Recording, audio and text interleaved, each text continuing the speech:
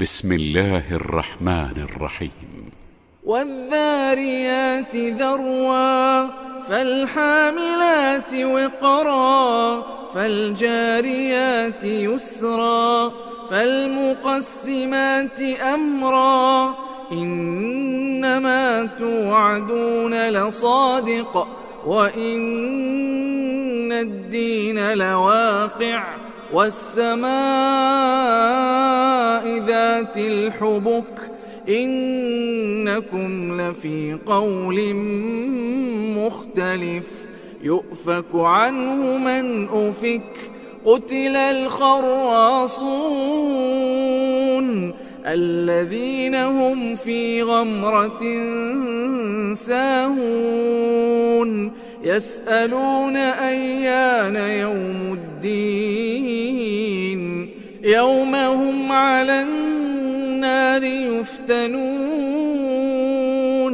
ذوقوا فتنتكم هذا الذي كنتم به تستعجلون إن المتقين في جنات وعيون آخذين ما آتاهم ربهم إنهم كانوا قبل ذلك محسنين كانوا قليلا من الليل ما يهجعون وبالأسحار هم يستغفرون وفي أموالهم حق للسائل والمحروم وفي الأرض آيات للموقنين وفي أنفسكم أفلا تبصرون وفي السماء رزقكم وما توعدون فورب السماء والأرض إنه لحق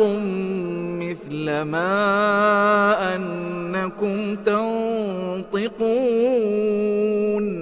هل أتاك حديث ضيف إبراهيم المكرمين إذ دخلوا عليه فقالوا سلاما قال سلام قوم منكرون فراغ إلى أهله فجاء بعجل سمين فقربه إليهم قال ألا تأكلون فأوجس منهم خيفة قالوا لا تخف وبشروه بغلام عليم فأقبلت امرأته في صرة فصكت وجهها وقالت عجوز عقيم قالوا كذلك قال ربك إنه هو الحكيم العليم قال فما خطبكم أيها المرسلون قالوا إنا أرسلنا إلى قوم مجرمين لنرسل عليهم حجارة من طين مسومة عند ربك للمسرفين فأخرجنا من كان فيها من المؤمنين فما وجدنا فيها غير بيت من المسلمين وتركنا فيها آية للذين يخافون العذاب الأليم وفي موسى إذ أرسلناه إلى فرعون بسلطان مبين فتولى بركنه وقال ساحر أو مجنون فأخذناه وجنوده فنبذناهم في اليم وهو مليم وفي عاد إذ أرسلنا عليهم الريح العقيم ما تذر من شيء أتت عليه إلا جعلته كالرميم وفي ثمود إذ قيل لهم تمتعوا حتى حين فعتوا عن أمر ربهم فأخذتهم الصاعقة وهم ينظرون فما استطاعوا من قيام وما كانوا منتصرين وقوم نوح من قبل إنهم كانوا قوما فاسقين والسماء بنيناها بأيد وإنا لموسعون والأرض فرشناها فنعم الماهدون ومن كل شيء خلقنا زوجين لعلكم تذكرون ففروا إلى الله إني لكم منه نذير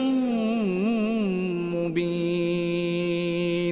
ولا تجعلوا مع الله إلها آخر إني لكم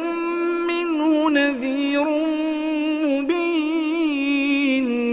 كذلك ما أتى الذين من قبلهم من رسول إلا قالوا ساحر أو مجنون أتواصوا به بل هم قوم طاغون فتول عنهم فما أنت بملوم وذكر فإن الذكرى تنفع المؤمنين